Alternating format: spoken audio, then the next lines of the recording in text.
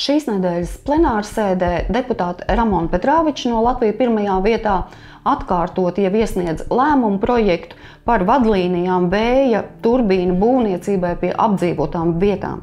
Proti, kāds ir mērķis? Mērķis ir šo te attālumu, kas šobrīd noteikts 800 metri, palielināt līdz 2 kilometriem.